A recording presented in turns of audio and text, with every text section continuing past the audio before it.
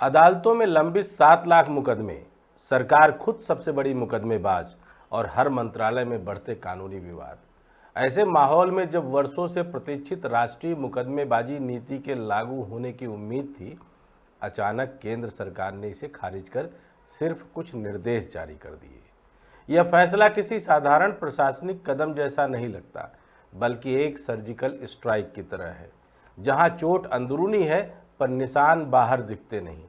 सवाल यह उठता है कि यह फैसला सचमुच मुकदमों का बोझ घटाने के लिए है या सत्ता और नौकरशाही की जवाबदेही को साफ करने का गुप्त अभियान।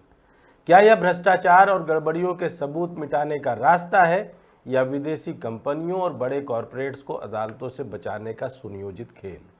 जब नीति नहीं सिर्फ निर्देश दिए जाए तो असली कहानी फाइलों में नहीं, सत्ता के गलियारों में लिखी जाती है। नमस्कार, मैं डॉक्टर विजय शुक्ल। केंद्र सरकार ने वर्षों से लंबित राष्ट्रीय मुकदमेबाजी नीति यानी नेशनल लिटिगेशन पॉलिसी को लागू करने से साफ इनकार कर दिया है। इस फैसले के पीछे की कहानी सतही तौर पर जितनी सीधी दिखती है, असल में उतनी ही जटिल और गहरे राजनीतिक सामाजिक समीकरणों से जुड़ी हुई है।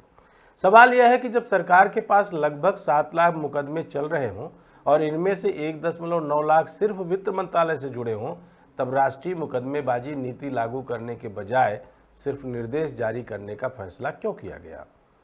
क्या यह कदम सरकारी विभागों और सार्वजनिक क्षेत्र के उपक्रमों के लिए जवाबदेही तय करने की जगह उन्हें कानूनी और नैतिक जिम्मेदारी से बचाने का तरीका नहीं बन रहा? इस निर्णय को लेकर राजनीतिक हलकों में यह चर्चा भी तेज हो गई है कि क्या यह किसी सर्जिकल स्ट्राइक की तरह है, यानी विभागीय खामियों, भ्रष्टाचार और बड़े आर्थिक घोटालों पर से पर्दा हटाने की बजाय उन्हें चुपचाप साफ कर देने का तरीका।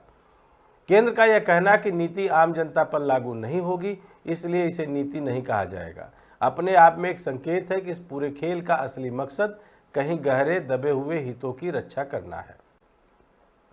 आखिर राष्ट्रीय मुकदमेबाजी नीति का विचार आया कैसे? दरअसल साल 2010 में पहली बार इस नीति का मसौदा तैयार किया गया था। तत्कालीन मनमोहन सिंह सरकार का उद्देश्य था कि सरकारी मुकदमों की संख्या को कम किया जाए और न्यायपालिका पर बढ़ते बोझ को घटाया जाए। उस समय यह पाया गया कि केंद्र सरकार खुद देश की सबसे बड़ी मुकदमेबाज है। आयकर विवादों से लेकर भूमि अधिग्रहण, अनुबंध विवाद और सरकारी टेंडरों से जुड़े मामले, हर स्तर पर सरकार अदालतों में सबसे बड़ा पक्षकार बन चुकी थी। मूल नीति का मकसद यह था कि सरकार फिजूल और अनावश्यक मुकदमों से बचे, अपने आदेशों में पारदर्शिता लाए और विवाद सुलझाने के वैकल्पिक रास्ते तलाशे। इससे न सिर्फ अदालतों का बोझ कम होता, बल्कि सरकारी खर्च में भी भारी बचत होती। परंतु 2010 में ही इसे मंजूरी नहीं मिल सकी। वजह दो थी, नौकरशाही का दबाव और राजनीतिक हित। आखिर नौकरशाही क्यों नहीं चाहती कि यह नीति लागू हो? अगर यह नीति लागू हो जाती तो हर मंत्रालय और विभाग को अपने फैसलों और आदेशों की कानूनी समीक्षा करनी पड़ती। इसका सीधा मतलब था कि फाइलों में की गई गलतियां, लापरवाही और भ्रष्टाचार आसानी से उजागर हो सकते थे। नौकरशाही यह कतई नहीं चाहती थी कि उनके खिलाफ जवाबदेही तय हो। एक शख्स नीति का मतलब था कि अफसरों को अदालत में व्यक्तिगत तौर पर भी जिम्मेदार ठहराया जा सकता था। इसके अलावा बड़े सार्वजनिक क्षेत्र के उपक्रम जैसे कि भारतीय रेलवे, BSNL, NTPC और रक्षा क्षेत्र की कंपनियां, जिनके खिलाफ हजारों मुकदमे लंबित हैं, उन पर भी सीधा असर पड़ता। इन कंपनियों के प्रबंधन और ठेकेदारों के बीच अक्सर ऐसे विवाद होते हैं जो लंबे समय तक अदालतों में लटके रहते हैं। यदि नीति लागू हो जाती तो इन कंपनियों को पारदर्शिता और जवाबदेही के नए मानक अपनाने पड़ते, जो कई लोगों के हितों के खिलाफ थे। आखिर इस सब पर राजनीतिक दबाव और सत्ता का खेल क्या शुमार था? जब यह सवाल उठता है तो आपको बता दें कि मोदी सरकार आने के बाद 2014 में इस नीति को दोबारा जीवित करने की चर्चा हुई। 2015 और 2017 में नए ड्राफ्ट भी तैयार किए गए, परंतु तब तक सत्ता समीकरण बदल चुके थे। भाजपा के कई बड़े नेता और उनके नजदीकी कारोबारी घराने सरकारी ठेकों, भूमि विवादों और कर मामलों में प्रत्यक्ष या अप्रत्यक्ष रूप से जुड़े हुए थे। यदि नीति लागू हो जाती तो सरकारी फैसलों में पारदर्शिता बढ़ती और अदालत में झूठे मुकदमों की पहचान होती। यह कई बड़े खिलाड़ियों के लिए नुकसानदेह साबित हो सकता था। ऐसे में सत्ता के शीर्ष पर यह तय किया गया कि इसे नीति का रूप नहीं दिया जाएगा, इसके बजाय कुछ निर्देश जारी कर दिए जाएंगे ताकि जनता को लगे कि सरकार मुकदमों की संख्या घटाने के लिए गंभीर है, लेकिन असली जवाबदेही शून्य हो जाए। अब इस पूरी की पूरी नीति ना लागू करने से और इस तरीके के नीति के बजाय निर्देश देने से अमेरिकी कंपनियों का संदिग्ध फायदा इसमें दिख रहा है। सूत्रों का कहना है कि हाल के वर्षों में विदेशी कंपनियों, खासकर अमेरिकी बहुराष्ट्रीय कंपनियों के साथ भारत में कई विवाद बढ़े हैं। इनमें कर विवाद, निवेश समझौते और सरकारी टेंडरों के मामले शामिल हैं। अगर राष्ट्रीय मुकदमेबाजी नीति लागू होती तो इन कंपनियों को भारतीय कानूनी ढांचे में लंबे समय तक उलझना पड़ता, लेकिन निर्देश की व्यवस्था में सरकार और विभागों को समझौते के जरिए मामले निपटाने का खुला रास्ता मिल जाता है। इससे एक शक पैदा हो रहा है कि सरकार इस नीति को लागू न करके विदेशी कंपनियों को आसान रास्ता दे रही है। अदालत में मुकदमे लंबित रहने पर सरकार पर दबाव रहता है, जबकि बाहरी सौदेबाजी कर लेने से मामला निपट जाता है।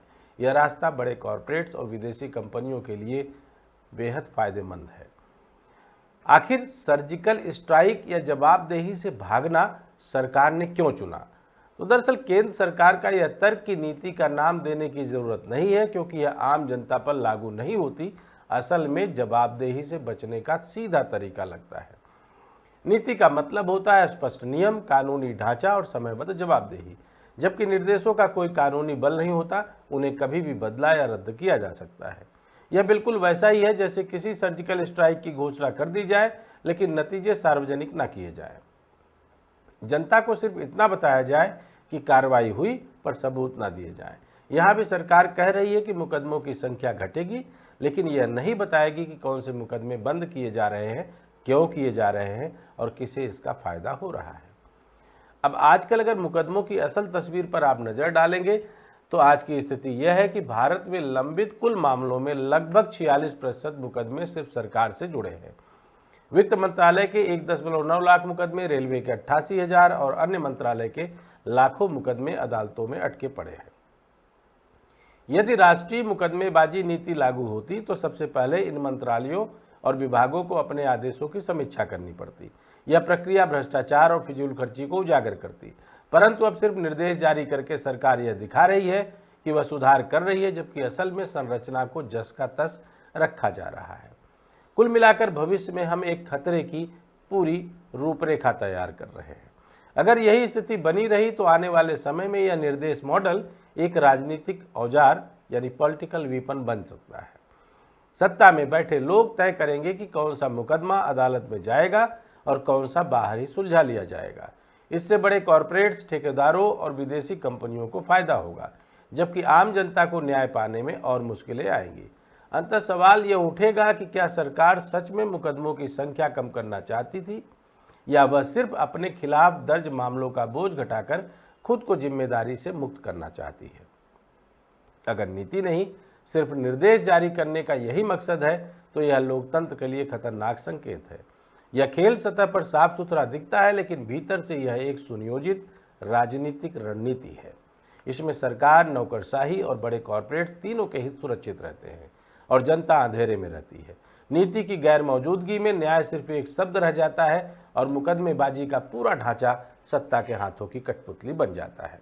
अगर आपको लगता है कि सरकार की यह राष्ट्रीय मुकदमेबाजी नीति न लाकर निर्देश जारी करने की अपनी पूरी की पूरी एक्टिविटी वाकई आपको सोचने पे मजबूर करती है कि दाल में कुछ काला है, तो अपना कमेंट ज़रूर लिखें।